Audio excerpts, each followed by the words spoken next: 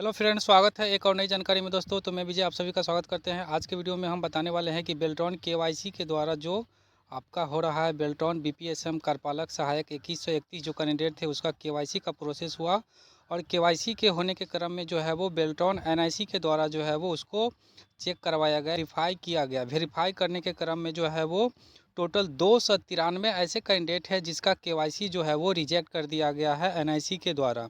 तो आज के वीडियो में हम ये सारी जानकारी देने वाले हैं कि क्यों रिजेक्ट हुआ है और किस कारण से आपको रिजेक्ट किया गया है, पूरा क्यों रिजेक्ट किया गया है। तो आपको चलते हैं सीधा ऑफिशियल वेबसाइट पे। इससे पहले हम आप सभी को छठ पूजा का हार्दिक शुभकामनाएं और माता रानी से कृपा करेंगे कि आप सभी का नियोजन जो है वो बहुत जल्द हो जाए। तो चलिए वीडियो को शुरू करते हैं, चलते हैं हम ऑफिशियल वेबसाइट पे। तो दोस्तों बेल्ट्रॉन की वेबसाइट पर जाने के लिए सिंपली आपको ब्राउज करना है बेल्ट्रॉन लिख करके। जैसे ही आप बेल्ट्रॉन लिखेंगे तो कुछ इस तरह से आपको बेल्ट्रॉन गवर्नमेंट ऑफ बिहार करके दिख जाएगा। इस पर क्लिक करना है। क्लिक करने के बाद नीचे आपको यहाँ पे देख सकते हैं कि सबसे नीचे हम आएंगे लेटर और सर्कुलर्स में। यहाँ पे आप देख सकते हैं न्यूज एंड इवेंट करके आपको यहाँ दिख रहा है। इसके बाद हम आएंगे यहाँ नीचे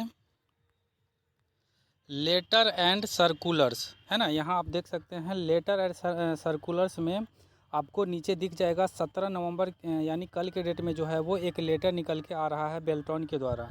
तो इसमें आपको लिस्ट ऑफ बीपीएसएम ईए यानी executive assistant candidate not verify for NIC, यानी एनआईसी के द्वारा जो है वो आपको ये आप जो सर्टिफिकेट अपलोड किए थे, जाति प्रमाण पत्र, आवासीय प्रमाण पत्र या एनसीएल जो भी आप उसको अपलोड किए थे केवाईसी के क्रम में, तो उसको जो है वो वेरीफाई नहीं कर पाया गया है, जिसके कारण आपका केवाईसी जो है वो रिजेक्ट हो गया है। तो इस पर हम क्लिक करते हैं तो लेटर के माध्यम से आपको क्या कुछ कह रहा है पूरी जानकारी देने वाले हैं, वीडियो में बने रहें। तो यहाँ पे आपको एक पीडीएफ जो है वो देखने को मिल जाएगा, list of BPSM EA candidate not verify for NIC. तो इस पर हम पीडीएफ पे क्लिक करते हैं। हमारा जो है पीडीएफ आपको डाउनलोड होके आ जाएगा। तो हमारा डाउनलोड हो गया है। यहाँ पे आप देख सकते हैं Bihar state electronics development corporation limited जो है वो आपको लेटर नंबर, इसका पत्रांक और दिनांक जो है 17/11/2023 के डेट में जो है वो एक लेटर आपको देखने को मिल जाएगा। इसमें कह रहा है कि बीपीएसएम अभ्यर्थियों के केवाईसी के संबंध में अद्यतन स्थिति की सूचना है, यानी अभी तक जो स्थिति है आप लोग जो केवाईसी किए हैं उसका जो अभी तक स्थिति है उसकी सूचना जो है वो इस लेटर के माध्यम से दिया जा रहा है।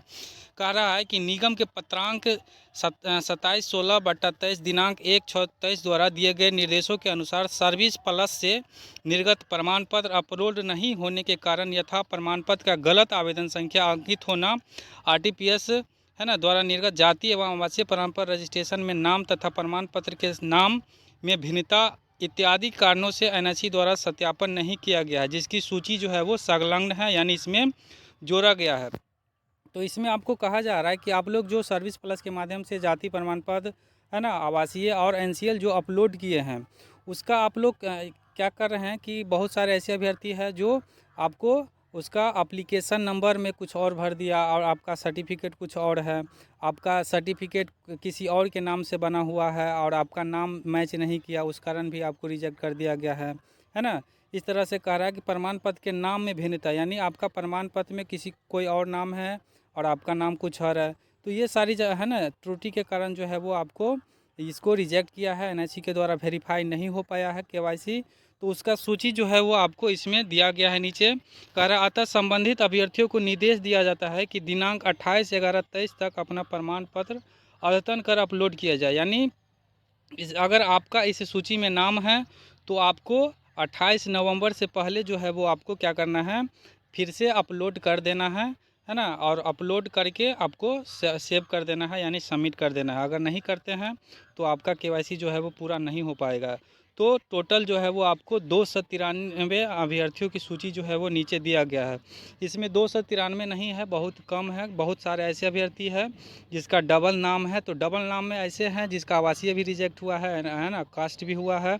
तो ऐसे अभ्यर्थी का जो है वो आपको नीचे देखने को मिल जाएगा कि डबल करके भी दिया गया है। तो इस तरह से आपको ये समझ में आया होगा कि जिसका है ना जाति प्रमाण पत्र हो, आवासीय हो या क्या कहते हैं एनसीएल हो, वो आपको वेरीफाई नहीं हो पाया है, जिसके कारण जो है वो आपका फिर से ये 28/11/2023 तक आपको अपलोड करना है।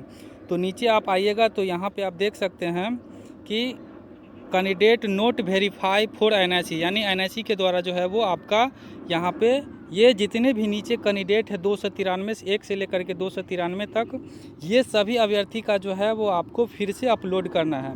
सबसे पहला नंबर में अगर बात करते हैं तो serial number, application name, employee ID, और इसमें आपको देखने को जो पुराने वाले किसी कार्यालय से नियोजन मुक्त करके बाहर किए गए हैं, यानी वैसे अभ्यर्थी को भी यहाँ पे आपको नाम देखने को मिल जाएगा। तो यहाँ पे कुछ नए वाले हैं और कुछ पुराने वाले भी हैं, सबका यहाँ पे लिस्ट दिया गया है।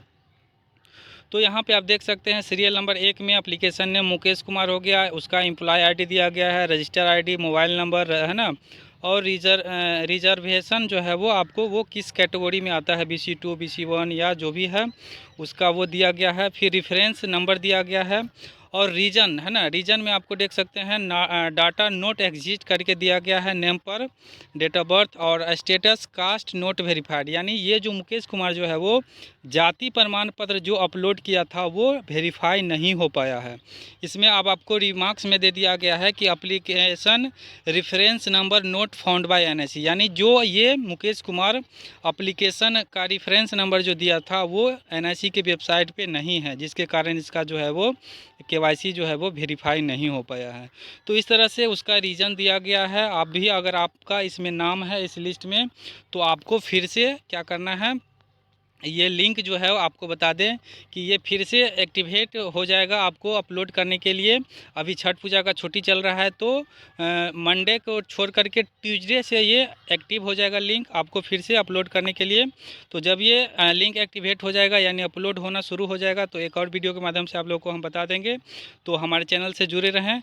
इस तरह से आप नीचे देख सकते हैं टोटल एक पेज में 22 अभ्यर्थी है, रवि कुमार सोनी, और इस तरह से रजिस्ट्रे है ना, रेसिडेंस जो है note verify, service plus document note upload, यानी ये अपलोड ही नहीं किया है आवासीय प्रमाण पत्र। यहाँ पे देख रहे हैं कि इसका रेसिडेंस जो है वो यानी आवासीय प्रमाण पत्र जो है वो वेरीफाई नहीं हुआ है। तो इस तरह से दूसरा पेज में आते हैं तो Sachin Kumar 23 number, serial number, ID, mobile number ये सब दिया गया है, और रीजन में डाटा नोट एक्सटीज, और उसका स्टेटस जो आप देख सकते हैं कि एनसीएल कास्ट नोट वेरीफाइड, यानी जो ये कास्ट और एनसीएल जो भी सर्टिफिकेट अपलोड किया है वो एनआईसी के माध्यम से वेरीफाई नहीं हुआ है ना। तो इस तरह से आपको ये टोटल आपको नीचे देख सकते हैं सबका, आप किस कारण से आपका जो वेरीफाई नहीं हुआ है एनआईसी के माध्यम से, तो उसका आपको स्थिति का जो है रिमार्क्स में आपको देख सकते हैं कि किस कारण से रिजेक्ट हुआ है। तो इस तरह से आप नीचे आएंगे तो टोटल यहाँ पे आपको 293 है ना, यानी 293 लास्ट में आपको हम एक और दिखा देते हैं कि 293 सीरियल नंबर में आप देख सकते हैं प्रीतेश कुमार, हाँ, उसका कैंडिडेट आईडी के बाद मोबाइल नंबर, और उसका कैटेगरी BC2 में है, डाटा नोट एक्सिस्ट, और resident note verify, application reference number जो है वो उसका एनआईसी में जो आप टाइप किए हैं वो फाइंड नहीं हो पाया है। तो इस तरह से आप देख सकते हैं अगर इसमें आपका भी नाम है तो आपको ये केवाईसी जो है आपका पूरा सबमिट 100% नहीं हुआ है। अगर इस लिस्ट में आपका नाम नहीं है तो बिल्कुल मत घबराइए, आपका केवाईसी जो है वो हो गया है। ये वेरीफाई होने के बाद आप लॉगिन करके भी चेक कर सकते हैं। अगर इस लिस्ट में आपका नाम है तो आपको फिर से अपलोड करना होगा आपका जो डॉक्यूमेंट है, आवासीय, जाति या एनसीएल जो भी आप अपलोड कीजिएगा आप अपने कैटेगरी के अनुसार, तो वो आपको फिर से अपलोड करना है। तो इस वीडियो के माध्यम से बस इतना ही आपको सूचित करना था। तो फिर मिलते हैं और एक नई जानकारी के साथ। अगर ये PDF चाहिए तो नीचे डिस्क्रिप्शन में आपको हमारा टेलीग्राम का लिंक मिल जाएगा, वहाँ से आप जुड़ के ये PDF जो भी नोटिस वगैरह होता है वो वहाँ से आपको प्राप्त कर सकते हैं। और अगर आप हमसे बात करना चाहते हैं तो टेलीग्राम के माध्यम से भी आप हमसे जुड़ सकते हैं। तो फिर मिलते हैं एक और नई जानकारी के साथ नए वीडियो में, तब तक के लिए धन्यवाद। अगर कोई भी दिक्कत या परेशानी है केवाईसी से रिलेटेड तो कमेंट बॉक्स में लिखिए, या नहीं तो हमारे टेलीग्राम पे लिखिए, वहाँ पे आपको जो भी संबंधित जो आपका प्रॉब्लम होगा उसका निराकरण जो है वो किया जाएगा। तो जय छठी मैया। फिर मिलते हैं एक और नई जानकारी के साथ, तब तक के लिए आप अपने परिवार के साथ सुखी रहें। धन्यवाद।